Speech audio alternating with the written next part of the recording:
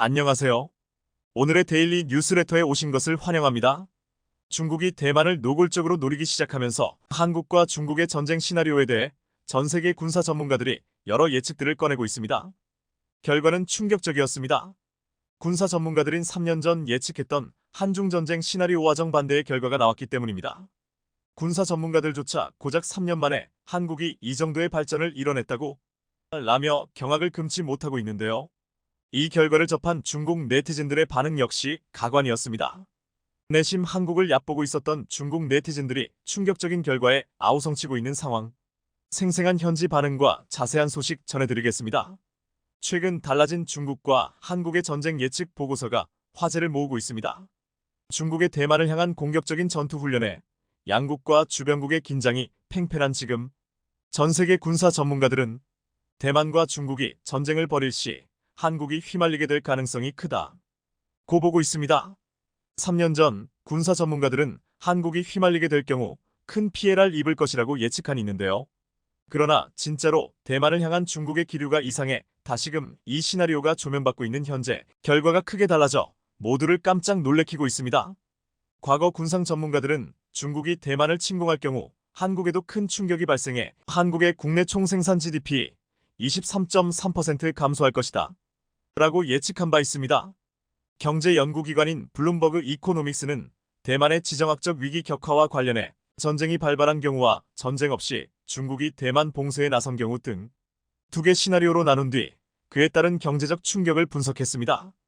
보도에 따르면 중국이 대만을 침공하고 미국이 이에 개입하는 전쟁 발발 시나리오에서 침공당한 대만의 경제적 피해는 GDP의 40%에 달할 것으로 블룸버그는 추산했는데요. 눈길을 끄는 것은 한국의 경제적 충격이 일본 등에 비해 크게 나타난 점이었습니다. 블룸버그 통신은 한국의 GDP가 23.3% 감소할 것으로 추산한 반면 일본은 13.5% 감소할 것으로 분석했었는데요. 또 전쟁 당사국인 중국 16.7%보다도 한국의 경제적 충격이 더 컸습니다. 그러나 2024년에 들어서면서 이 결과는 완전히 반전됐는데요. 군사 전문가들은 이를 설명하기에 앞서 북한이 중국에게 어떤 존재인지를 설명했습니다. 군사 전문가들은 얼핏 보면 북한이 중국과 좋은 관계를 이루고 있는 것 같지만 실상은 그렇지 않다. 그 둘은 애증의 관계다. 라면서 그간 북한이 중국을 상대로 걸은 도발들을 여럿 나열했습니다. 전문가들의 설명에 따르면 북한은 미국이 자신들을 위협할 때마다 중국을 찾고는 했다는데요. 김일성은 마오쩌둥과 덩샤오핑을, 김정일은 장쩌민과 후진타오를, 김정은은 시진핑을 찾아 전략을 의논했습니다. 그러나 1960년대 중국 문화대혁명 당시 흥이병들은 소련과 중국의 양다리를 걸친 김일성을 수정주의자 또는 주자파라며 그를 체포하라는 대자보를 베이징 곳곳에 걸었었는데요. 이 소식을 들은 김일성은 엄청나게 분노했었고 한국전쟁에 참전했다 전사한 중공군 묘지 비석들을 전부 때려 부신 것으로 전해졌습니다. 마오아닝의 묘지도 예외는 아니었는데요. 마오아닝은 마오쩌둥의 장남입니다. 마오쩌둥의 지시를 받아 중공군으로 참전했다가 폭격에 사망했었는데요. 김일성은 마오의 뜻에 따라 그의 유골을 중국 인민지원군 열산응원 맨 앞에 묻어줬습니다. 그런데 중국 측에서 김일성을 비난하자 화가 난 김일성이 이 묘비를 부숴버린 것입니다. 이는 당연히 마오쩌둥에 대한 정면 도전이었고 화가 난 중국은 북한을 마음만 먹으면 쓸어버릴 수 있었지만 그러지 않았습니다. 북한이 그런 짓을 저질렀는데도 불구하고 중국이 북한을 치지 않은 까닭은 의외로 대한민국에 있었습니다. 북한은 중국의 입장에서 보자면 순망치한의 관계니까요. 순망치한이란 입술이 없으면 이가 시리다는 말로 서로 떨어질 수 없는 밀접한 관계라는 뜻인데요. 즉 중국과 북한의 관계가 한국과 미국을 적대하며 서로 의지하는 같은 운명 공동체가 된 사이였기 때문입니다. 다시 말하면 북한은 한미일 동맹에서 중국을 지켜주는 1차 저지선이었기에 북한의 도발에도 중국은 쉽사리 북한을 건들 수 없었습니다. 중국이 북한을 상대로 전쟁을 벌였다가 언제든 미국의 공격 대상이 될 수 있고 한반도에서 전쟁이 발발하는 이상 한국이 가만히 있을 리가 없을 테니까요. 제주는 곰이 넘고 도는 주인이 받는다는 속담처럼 중국과 북한의 전쟁에 가장 큰 이득을 볼 국가는 바로 미국과 한국이었는데요. 그렇기에 한미동맹을 경계하고 또 한국의 공격으로부터 북한을 앞세워 보호받고 있는 중국은 북한과의 애증관계를 그때부터 쭉 이어가고 있는 상황입니다. 중국이 한국을 경계하고 있는 이유는 당연했습니다. 사실상 우리 한국은 북한에 대항하여 훈련을 한다고는 하지만 사실상 한국은 중국을 겨냥하고 실시하는 훈련을 하고 있기 때문입니다. 게다가 한국은 벌써 엄청난 기술적인 도약을 이뤄 3년 전과는 차원이 다른 군사 기술력을 보유하고 있는 지금, 거기에 미국의 대중국 프로젝트를 위하여 한국의 핵무장을 진지하게 고려하고 있는 상황에서 중국의 한국을 향한 긴장도는 더욱 높아져만 가고 있습니다. 중국의 핵무기는 절대 한국을 겨냥할 수 없습니다. 한국에게 핵을 겨누는 순간 제3차 세계대전이 발발하게 되기 때문입니다. 그래서 중국은 아닌 척하지만 중국에게 있어서 한국은 절대로 건드려서는 안 되는 영민이었습니다. 현재 대만과 중국의 긴장이 높아지면서 한국과의 전쟁이 발발할 가능성에 대해 논하고는 있지만 전 세계 군사 전문가들은 완전히 실현 불가능이라고 못 박은 이유가 바로 여기에 있었습니다. 군사 전문가들은 3년 전이라면 몰랐겠지만 이미 한국은 전 세계 5위 군사 기술력으로 거듭났고 그마저도 미사일 기술은 전 세계 1위, 또한 이번에 지대공 미사일 LSAM 개발까지 성공하면서 방어력으로는 미국, 이스라엘에 이어 전 세계 3위를 기록하게 됐다. 그에 더해 최근 미국 측에서는 한국의 핵무장까지 논하고 있다. 심지어 긍정적으로 논의되고 있는 것으로 밝혀졌다. 미국의 중국을 대항하기 위해 대중국 프로젝트에 집중한다는 명목으로 한국에게 벌써 미사일 제한을 이번이나 풀어줬고 지금은 핵무장을 시키는 것까지 검토하고 있기 때문이다. 이런 상황에서 한국이 중국과 대만과의 전쟁이 끼어드는 순간 중국은 단 30분 만에 불바다가 될 것이다. 물론 한국도 피해가 있을 테지만 장담컨대 중국은 한국이 입은 피해에 못해도 30배는 되는 피해를 입을 것이다. 30배가 무엇을 뜻하는 단어인 줄 아는가? 중국이 말 그대로 절멸한다는 뜻이다. 이어서 군사 전문가들은 중국의 피해는 비단 한국의 핵미사일들, 핵잠수함들로 입은 걸로 끝이 아닐 것이다. 한국은 미국의 최대 동맹국가이다. 한국은 미국의 핵우산 아래에 있고 이는 즉 한국이 핵공격을 받을 경우 미국이 가진 핵무기로도 공격받을 것이다. 미국이 지금 대중국을 펼치기 위해 한국의 핵을 허가하려고 하고 있는데 중국이 한국을 건드는 순간 미국 역시 더 이상 가릴 게 없는 오히려 미국에게 이득인 상황이 펼쳐질 것이다. 상상해봐라. 미국과 한국의 공격을 무더기로 받은 중국이 과연 살아남을 것 같은가? 이게 바로 중국이 매번 한국을 말로만 도발하고 행동으로는 극진히 모시는 이유이다. 그리고 이것이 바로 중국이 북한과의 관계를 좋게 유지하는 이유이다.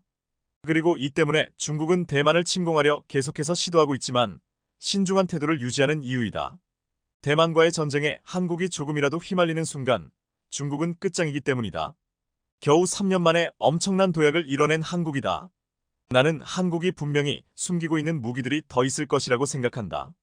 3년 전에는 상상하지도 못한 군사기술력이 한국에서 계속 터져나오고 있기 때문이다. 중국이 홍콩을 침공한 이후 대만까지 노리고 있는 상황 파악을 못한 네티즌들은 대만을 치는 김에 한국도 같이 치라며 아우성인 상황인데요. 그러나 한국과 중국 전쟁 시나리오가 전해지면서 중국 네티즌들의 태도가 완전히 달라졌습니다. 한국을 절대 건드려서는 안 된다. 대만만 철하라는 의견이 주류로 바뀐 것입니다. 그러나 과유불급이라고 어쩌면 중국은 대만을 노리다가 역으로 한국과 미국에 당해버리는 최악의 시나리오가 될 수도 있겠습니다. 중국군이 라이칭더 대만 총통 취임식이 진행된 지 사흘 만에 대만을 사실상 포위하는 대규모 군사훈련에 돌입했습니다. 대만 역시 곧바로 군 병력을 투입해 대응에 나서 대만 해협을 둘러싼 양안 간 군사적 긴장이 고조되고 있는데요.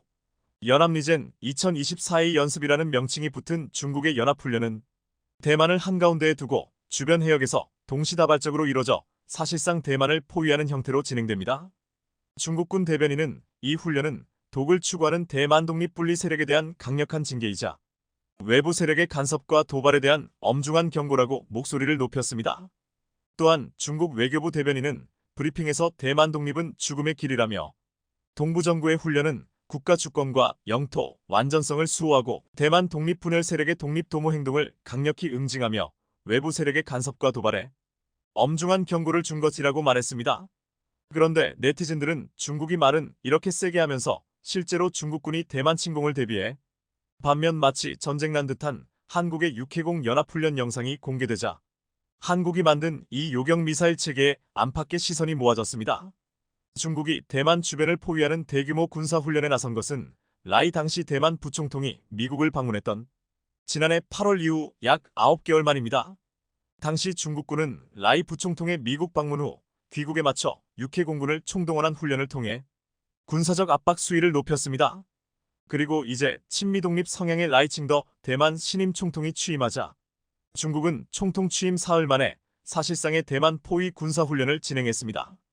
중국인민해방군 동부정군은 23일 공식 SNS를 통해 이틀간 대만 해협과 대만 북부, 남부, 동부 및 진먼다오, 마쭈다오, 우추다오, 둥인다오 등에서 육해 공로켓군 병력이 참가하는 합동군사훈련을 실시한다고 밝혔는데요. 그런데 중국이 공개한 훈련 영상을 보면 말로만 대만 침공을 준비한다며 대만 주변의 함정을 파견해 둘러싸기만 했지 실제 훈련에서 보여준 건 아무것도 없었습니다. 평소 훈련과 다를 게 없었고 마치 국군 홍보 영화 같았을 뿐 강렬한 인상을 주는 부분도 없었습니다. 하지만 한국은 달랐습니다. 이 영상은 한국 해군의 실제 훈련 모습입니다. 지난 10일 한국 해군과 육군, 공군이 함께 동해, 해상에서 해군 1함대 사령관 주관으로 적 도발에 대한 육해공군 합동훈련을 실시했는데요. 이번 훈련에는 광개토대왕함 DDH, 춘천함 FFG, 전북함 FFG1, 홍대선함 PKG 등 해군 함정 10여 척, P3 해상 초계기와 링크스 해상작전 헬기, 육군 AH-64E 공격 헬기, 공군 KF-16 전투기 등이 참가했습니다. 특히 국내 기술로 개발한 해상 유도무기인 대함 유도탄 방어 유도탄 해공, 전술함대지 유도탄 해룡, 함대함 유도탄 해성일 이 실사격을 했는데 이들 한국 무기들은 목표를 정확히 타격하며 국산 유도무기의 우수성을 다시 한번 입증했습니다. 길이 122m, 2800톤급 전투함인 춘천함이 파도를 가르며 바다 위를 항해합니다.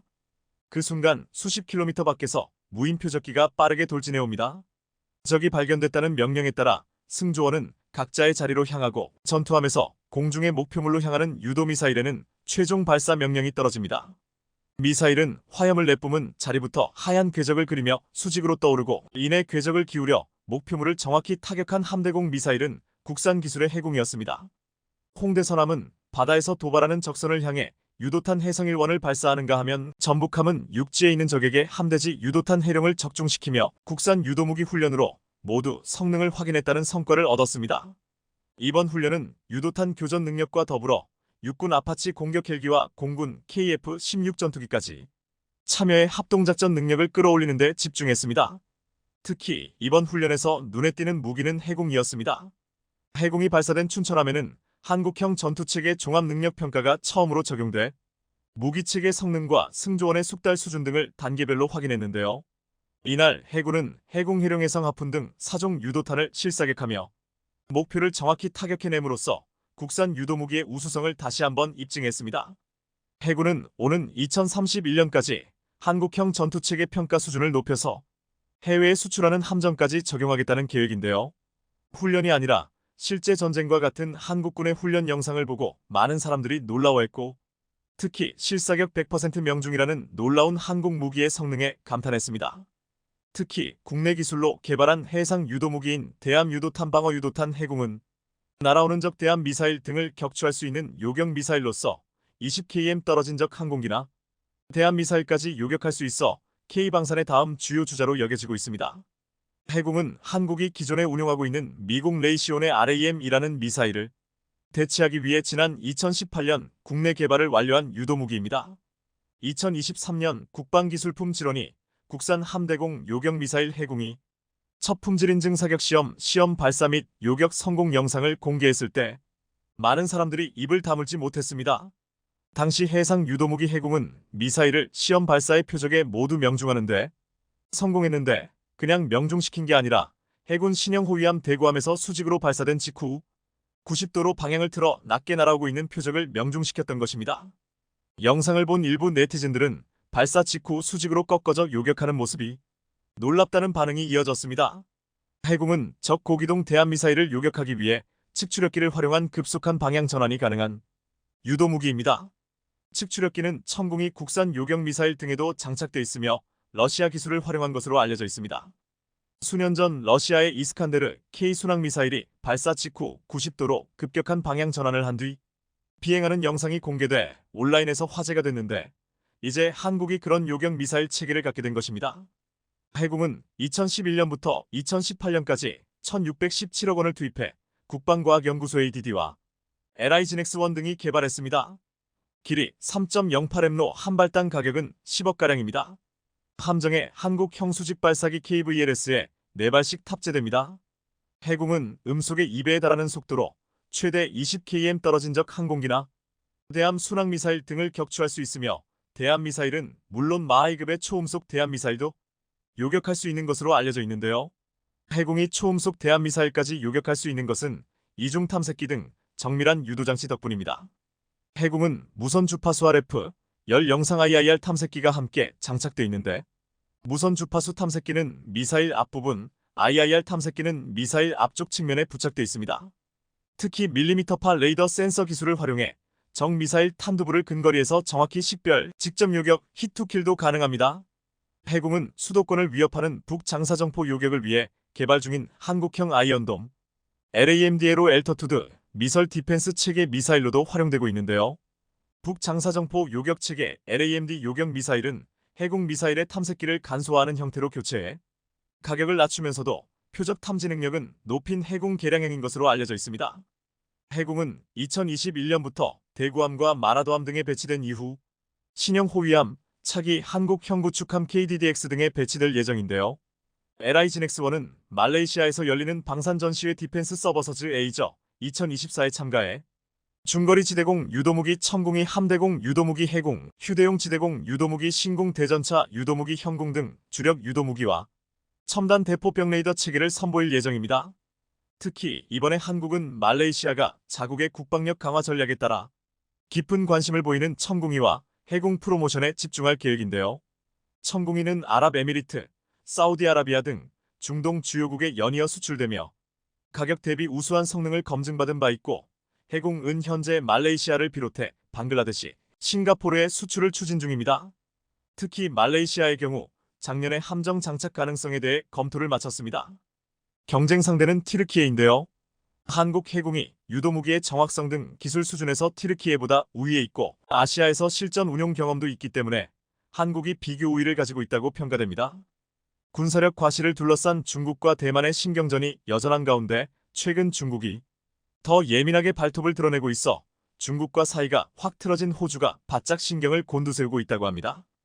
그런데 중국이 해군력에 모든 군사력을 집중하고 있다고 해도 과언이 아닐 정도로 위협적인 모습을 보이자 호주가 겁에 질려 한국을 찾고 있다는데요. 중국과 대만의 분위기가 다시 심상치 않는 상황으로 치닫고 있습니다.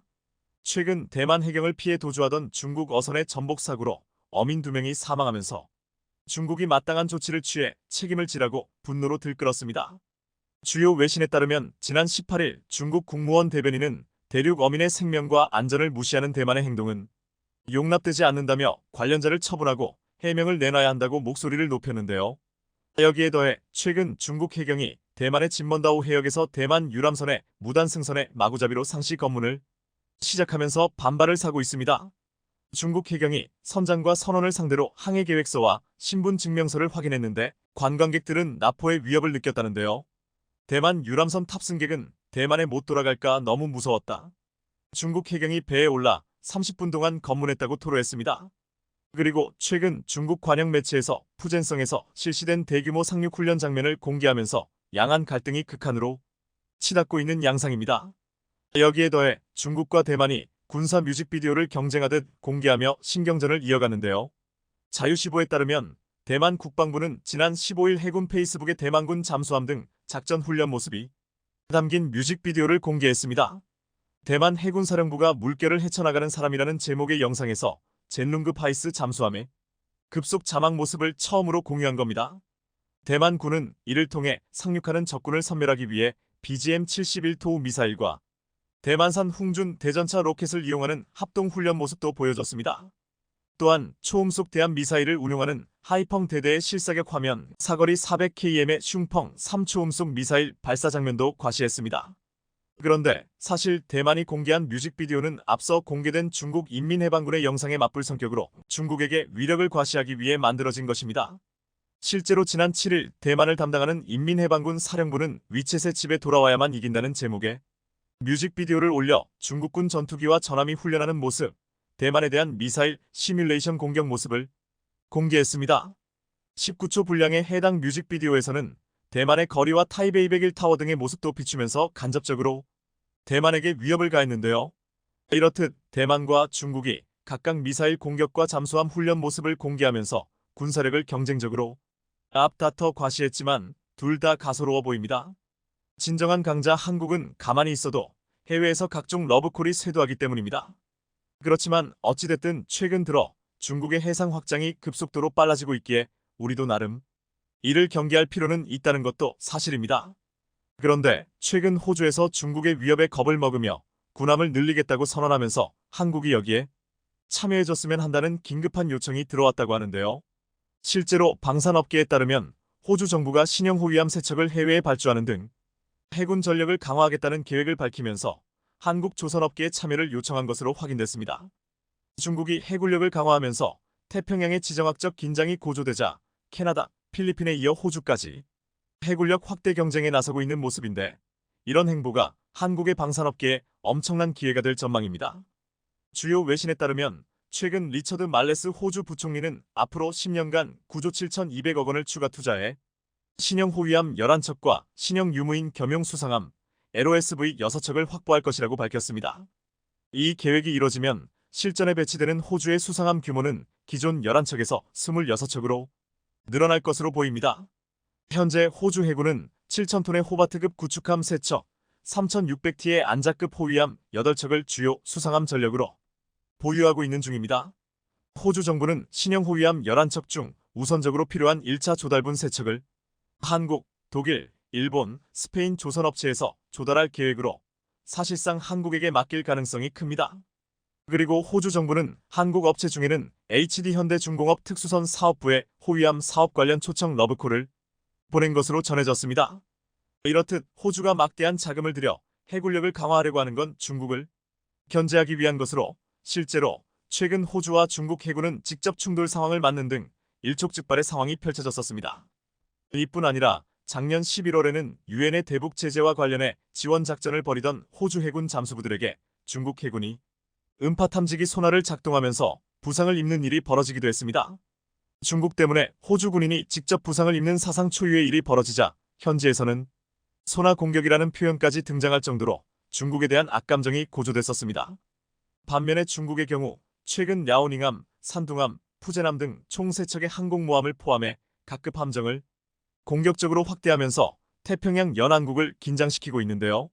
이런 이유로 캐나다는 신형 잠수함을, 필리핀은 원해 경비함을 도입하는 등 해군력 강화에 나섰고 이번에 호주도 동참하게 된 겁니다. 하지만 남중국해를 중심으로 영유권을 주장하며 해군력에 올인하고 있는 중국을 혼자 힘으로 대응하기엔 여간 벅찬 게 아니기 때문에 이번에 호주가 한국에게 러브콜을 보내며 도움을 요청한 것으로 보입니다.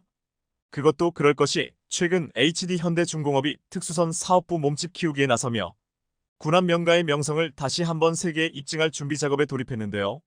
이는 호주를 비롯해 글로벌을 무대로 함정 사업을 본격적으로 펼치기 위한 것으로 올해 앞둔 대형급 수주전에 대한 자신감이라는 해석이 나옵니다. 조선업계에 따르면 HD현대중공업은 3,000톤급 이하 중소형 잠수함과 12,000톤급 원해 경비함, OPV 3가지 모델을 앞세워 글로벌 주요 시장을 공략하며 특수선 사업부를 독자적으로 운영한다는 계획입니다. 올해 매출 목표는 무려 1조 원, 특수선 수주 목표는 9억 8,800만 달러로 정했는데 작년보다 7배가 넘는 목표치를 제시하며 자신감을 드러냈습니다. HD현대중공업의 경우 함정 건조 기술력과 사업관리, 유지보수 정비 등 함정 토탈 솔루션을 보유하고 있기에 이를 앞세워 국내외 시장을 다 먹어버리겠다는 겁니다. 당장 다음 달 페루 호위함 사업에 뛰어들 예정으로 페루 신규 호위함 6척 도입 사업 규모는 2,800억 원으로 알려졌습니다.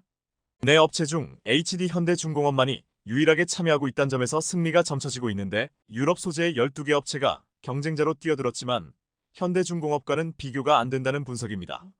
내년에는 호위함 건조 사업 입찰에 참여하는데 앞서 HD현대중공업이 필리핀에서 호위함 2척, 초계함 2척, 원해 경비함 6척에 대한 계약을 따낸 경험이 있는 만큼 추가 수주 가능성이 높은 상황입니다.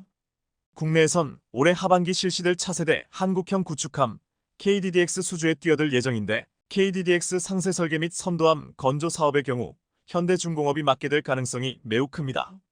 방사청은 2030년까지 6,000톤급 미니 이지스함을 국산화하는 KDDX 사업자를 선정해 총 6척을 발주할 예정으로 수주 금액만 7조 8천억 원에 달하는데요. 앞서 기본 설계를 맡았던 HD현대중공업이 이를 성공적으로 마쳐 잠정 전투용 적합 판정을 받았다는 점에서 유리한 고지를 점했다는 평가입니다. 여기에 더해 HD현대중공업은 앞서 4일 사우디에서 열린 국제방위산업 전시회 WDS 2024에 참가해 최신의 호위함인 충남함을 비롯해 훈련함, 잠수함 등 최첨단 함정을 소개하며 사우디 함정 사업 진출 추진을 알렸는데요.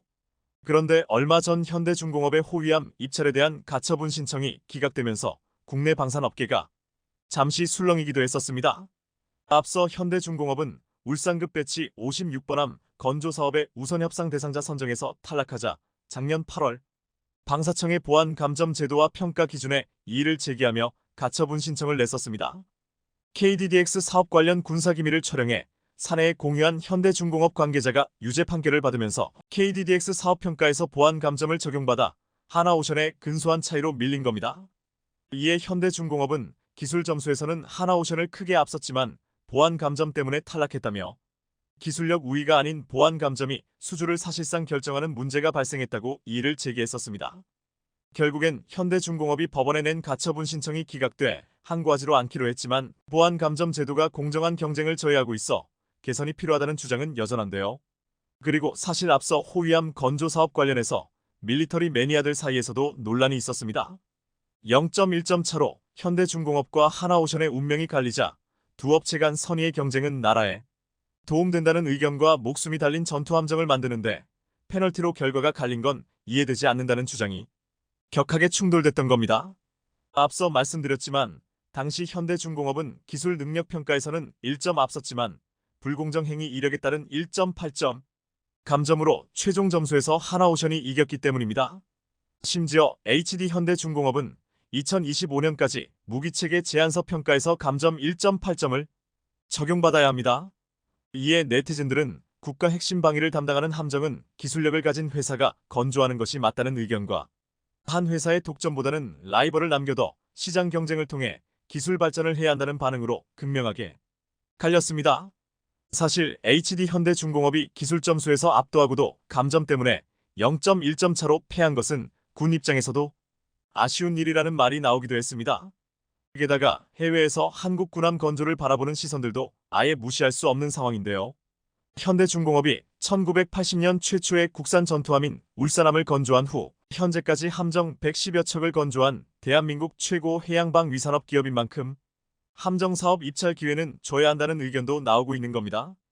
군사 관련 사항이므로 앞으로 보안에 더 조심해야 하는 것은 맞지만 법을 더 강화하거나 제도를 보완해야 하는 쪽으로 보완이 이뤄져야 할 것 같은데요. 어찌됐든 앞으로 국내 업체들 사이에 선의의 경쟁으로 한국 방산의 발전과 국익에 도움되는 방향으로 나아가길 바라겠습니다. 루마니아가 K2전차와 K9자 주포를 도입해 군사력을 강화할 것이다. 미국 디펜스 뉴스 디펜스 누즈.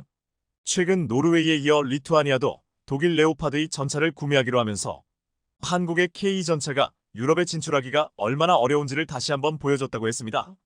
그런데 이 와중에 폴란드의 이어 루마니아가 한국산 전차 300대를 도입한다고 해서 주목되고 있습니다.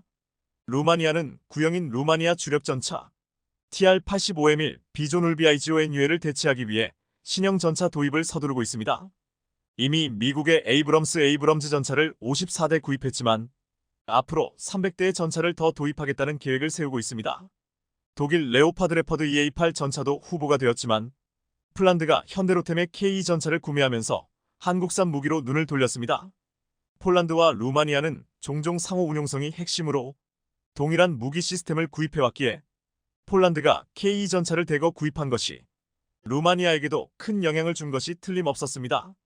루마니아 육군 조달 담당관 테오도르 인시카슈 장군은 지난 7일 루마니아에서 열린 2023년 루마니아 방위산업협력회의에서 약 300대의 전차 구매를 원한다면서 우리의 목표는 루마니아 군대에 가장 효율적인 군사 장비를 제공하고 운영을 보장하는 것이라며 K2 전차 도입을 시사한 바 있습니다. 그런데 지금 루마니아의 결정은 인근 국가 리투아니아와 극명하게 갈리면서 전력 보강에서 전혀 다른 결과를 가지고 올 것이라고 말하고 있습니다. 리투아니아는 당초 K2 전차와 미국 에이브람스 전차도 고려했지만 결국 독일의 레오파드 이전차 54대를 도입하는 길을 선택했습니다. 리투아니아군과 리투아니아 국방자원청은 이 세 개의 전차를 시험하여 종합적인 시장 분석과 군사적 평가를 고려해 결정했다고 했습니다. 독일 레오파드 이전차를 결정하는데 영향을 미친 평가 기준은 비용 및 유지 보수 비용, 운영 환경이라고 말했습니다. 중요한 것은 레오파드의 다양한 버전이 노르웨이, 네덜란드, 독일 등 14개의 나토 동맹국을 포함해 전 세계 23개국에 퍼져 있다고 말했습니다. 이 때문에 레오파드 탱크를 구입하면 높은 상호작용과 호환성이 보장된다는 것입니다. 모든 전차의 납기는 46년 정도로 비슷하지만 독일 전차의 가장 큰 장점은 유지 비용이 훨씬 낮은데 에이브랍스는 레오파드보다 운영 비용이 1.5배가 더 높다고 했습니다. 하지만 전문가들은 이 같은 분석에는 치명적인 실수가 있다고 말하고 있습니다. 폴란드 경제 포털 비즈니스 알러트는 27일 폴란드가 군수산업 덕분에 한국의 유럽 교두보가 될 것이라고 했습니다. 폴란드와 한국의 협력은 무기 구매에만 국한되지 않고 에너지, 통신, 기술 4.0 및 건설 부문에서도 개발되고 있다고 했습니다. 그러면서 폴란드는 왜 프랑스와 독일이 아닌 한국에서 무기를 도입했는지를 설명해줬습니다. 한국에서 주문한 장비를 비교적 짧은 시간 만에 인도할 수 있는데 반면 독일과 프랑스는 현재 생산 능력이 매우 낮기 때문에 주문이 훨씬 더 오랜 기간 동안 이행된다고 말했습니다. 이것의 가장 좋은 예는 레오파드에 대한 노르웨이의 주문인데 이는 단 54대가 8년 만에 인도가 완료될 예정이라고 했습니다. 반면 동시에 한국은 4년 안에 폴란드에 K 전차 180대를 인도할 예정이라며 극단적으로 대비된다고 했습니다. 한국은 3배의 양을 절반의 시간에 인도해내는 무서운 생산력을 가지고 있다는 것입니다. 그렇다면 먼저 주문한 노르웨이도 8년 만에 54대를 받게 되는데 이제 주문한 리투아니아는 앞으로 전차를 받으려면 10년 이상이 걸릴 수밖에 없을 것으로 보이고 있습니다. 한 국내 네티즌은 리투 애들은 신형 전차를 2035년 이후에나 받을 수 있으려나? 라고 묻기도 했습니다. 이것이 지금 루마니아가 독일 전차 도입을 포기하고 한국산 K 전차를 도입하려 하는 중요한 이유이기도 합니다. 덴마크 방위산업체 관계자 모겐센은 한국의 K2와 K9의 연간 생산 능력에 대해서 말했습니다. 모겐센은 현재 현대로템과 하나가 생산 능력을 2배로 늘리고 있다며 K2 전차는 연간 15만 180대, K9 자주포는 연간 30만 320대, K10은 연간 150대를 생산할 수 있게 된다고 말했습니다. 이 정도 생산력은 지금 1년 안에 웬만한 국가의 육군 전력을 만들 수 있는 놀라운 양입니다. 올해 안에 폴란드와 현대로템과 하나에어로스페이스의 2차 이행 계약이 성사되면 1차에 이어 K2 전차 820대, K9 자주포 430여 문, 천무 80여 문 등이 추가로 계약될 것으로 전망되고 있습니다. 리투아니아가 레오파드 전차를 선택한 가장 큰 이유 중 하나가 나토 국가들이 독일산 전차를 가장 많이 운용해 호환성과 유지보수에서 유리하기 때문이라고 했습니다. 하지만 한국이 폴란드에 1000대의 K2 전차를 인도하고 루마니아에 300대를 전달하면 순식간에 1300대의 전차가 유럽에 배치되게 됩니다. 중요한 것은 이 전차가 다 인도필 때까지 리투아니아는 독일에게 주문한 레오파드 전차를 다 받지 못할 가능성이 크다는 것입니다. 최근 독일로부터 전차, 장갑차를 구매한 나라는 대부분 납기 지연을 겪었습니다. 독일제 기갑 차량은 초도 물량 인수에 45년, 계약 물량 완납까지 710년 이상이 걸렸습니다. 글로벌 공급망 교란이 심해진 지금은 납기가 얼마나 더 지연될지 모른다고 했습니다. 이에 지금 독일 라인메탈도 한국처럼 생산량을 늘리려고 하고 있지만 쉽지 않은 상황입니다. 2021년 라인메탈에는 21.000명의 직원이 있었지만 지금은 2만 5천 명으로 늘렸으나 아직도 구인 사이트에는 1,300개의 채용 공고가 있다고 했습니다. 한국의 현대로템이나 한화는 로봇을 사용한 자동화 시스템으로 많은 생산을 쉽게 할 수 있으나 아직도 숙련된 인력에 많이 의존하는 독일 라인메탈은 인력도 잘 뽑히지 않지만 인력을 뽑아도 숙련시키기까지 기간이 많이 걸려 쉽게 생산량을 증가시킬 수 없다는 것입니다. 과거 미국의 방위산업은 민수 분야의 대량 생산 방식을 받아들여 제도, 문화 등 새로운 패러다임을 가지고 와 세계 제1의 방위산업 선진국이 되었습니다. 하지만 독일과 영국 등의 나라들은 기존의 방식과 패러다임을 유지한 채 대량 생산 방식 일부만 적용하고 숙련된 장인, 마이스터에 의해 양질의 마감 과정이 있어야 한다는 신념을 버리지 않았습니다. 이로 인해 독일은 아직도 전통적인 숙련공인 마이스터 위주의 노동할당 방식을 지금도 쓰고 있습니다. 반면 한국은 미국의 대량 생산 방식에 더해 로봇 시스템을 적극적으로 도입해 생산량에서는 획기적인 발전으로 전 세계를 선도해가는 국가가 되었습니다. 미국 로키드 마틴 관계자들도 KF-21 공장에서 자동화 시스템을 보고 입을 다물지 못할 정도였습니다. 한화 에어로스페이스의 창원 공장은 1의 1000분의 1에 해당하는 미크론 단위의 초정밀 가공이 가능한 세계 유일한 스마트 팩토리입니다. 창원 공장에 들어서면 사람이 범접할 수 없는 로봇들의 세상이 펼쳐진다고 했습니다. 사람들은 무인 문반 로봇이 지나가는 광경을 지켜보며 로봇이 사람들을 알아서 피해 다닌다고 했습니다. 숙련된 인력들이 할 수 있다는 용접을 이 공장에서는 로봇이 전담하고 있는데 50% 수준이었던 로봇 용접을 최근에는 70%까지 끌어올렸다고 했습니다. K전차를 만드는 현대로템 공장에서도 현대차의 자동화 시스템으로 엄청난 속도의 생산이 이뤄지고 있습니다. 장갑차의 경우 9개의 조립 공정을 거치는데 자동차 생산 공장처럼 자동화된 컨베이어 벨트를 이용해 이동시키고 있습니다. 또한 턴오버 장치를 이용하면 무거운 차체를 180도 뒤집어 하부 작업을 빠르고 편하게 할 수 있습니다. 현대로템 관계자는 지난 40여 년 동안 축적한 기술력과 현대자동차 그룹의 자동차 생산 노하우가 적용된 결과라고 말했습니다. 유럽의 한 언론은 한국의 K전차가 폴란드와 루마니아 1300대를 기반으로 유럽에서 총 3600대를 팔아 레오파드를 능가하는 글로벌 베스트셀러를 목표로 하고 있다고 했습니다. 폴란드는 혈맹이라 불리는 루마니아에게 K전차를 사라고 권유하고 지금 KPL 기반의 차세대 전차 개발 사업을 스페인과 이탈리아 등에 공동 개발을 제안한 상황입니다. 지금 독일과 프랑스가 유럽에서 차세대 전차 개발을 두고서 서로 싸우고 있는 사이 폴란드가 한국산 전차를 도입해 소외된 스페인과 이탈리아와 손을 잡으려고 하는 것입니다. 이탈리아와 스페인은 이미 폴란드가 2년 전에 신형전 차 개발 사업에서 반독일 전선을 구축하여 동맹을 제안한 국가입니다. 만약 스페인과 이탈리아가 K전차를 도입한다면 유럽의 전차 지형은 완전히 바뀌게 됩니다. 루마니아가 그 시작이 될 것이라고 했습니다. 우크라이나 전쟁을 비롯한 국제사회의 충돌과 갈등이 심해지면서 유럽 내 정치적 군사적 지형이 바뀌고 있습니다. 놀랍게도 여기에 폴란드를 중심으로 한국산 무기가 유럽 표준으로 가는 루트가 만들어지고 있습니다. 시청해주셔서 감사합니다.